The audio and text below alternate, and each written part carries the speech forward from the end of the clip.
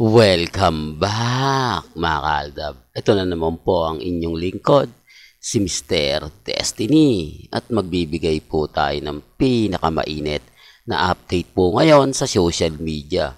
Pasensya na po kayo mga kaaldab sa boses po natin. 1 week na po tayong may sipon at may ubo. Grabe, no? Nabasa ka lang ng mga paambon-ambon, talaga naman pong madali kang magkakasakit. Kaya ingat-ingat po mga kaaldab.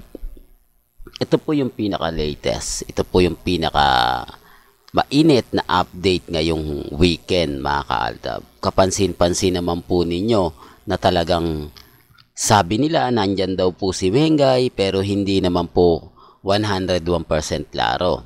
Marami mga photos pero parang matipid kay Mengay. Kita nyo naman po siya, no, nasa dulo po. Pero yung photos na kumakalat, nasa unahan na po siya. Ito, siguro naman po maraming magre-react na naman sa akin. Bakit nga po ba laging lumalabas lang si Mengay kapag may mga okasyon, kapag may mga birthday, kapag may mga binyag, sa Pamilya Spotted? Pero ito laro ko lang po sa inyo, sa mga hindi po nakakaalam, nung birthday po ni Nanay Dap, wala pong ganitong naging senaryo. Walang post, walang video, walang mga, yung lumabas po nun, matagal na po yun binatikos ko na yun, old video po yung lumabas.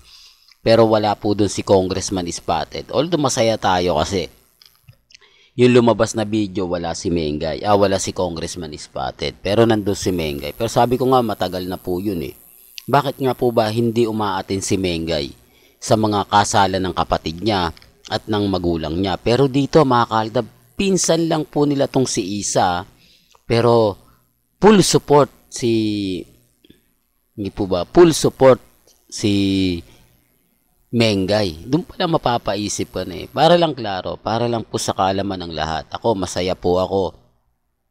Lalo na po ngayon na napakaraming mga bali-balita, napakaraming mga update na kung saan nga po talaga mapapaisip po kayo. Ako, masaya ako mga kaaldab. I-remind ko lang po sa inyo, depende to sa pananaw ng iba.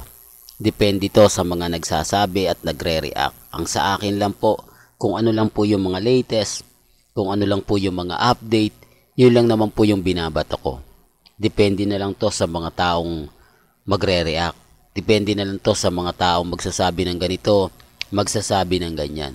Ang importante lang naman po mga kaaldab kung ano yung napapanood, napapakinggan, chill lang tayo. Di po ba? Wag po kayong basta-basta maniniwala sa mga sinasabi at mga pinapakalat nila. Importante lang naman kasi dito mga kaaldab, kung ano lang po yung napapakinggan, napapanood ninyo, nababasa, okay lang yan, normal lang po yan.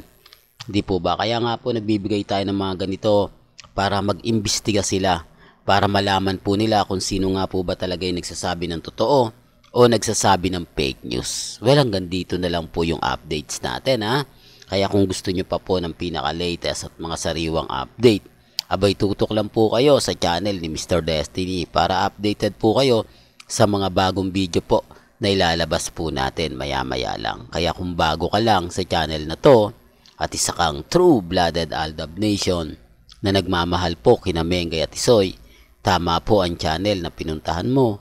Kaya consider na po kitang bagong subscriber at huwag mong kalimutang i-share ang mga video po natin sa mga mami, sa mga titas at sa mga senyor. Hanggang sa muli, salamat po sa panonood at pakikinig.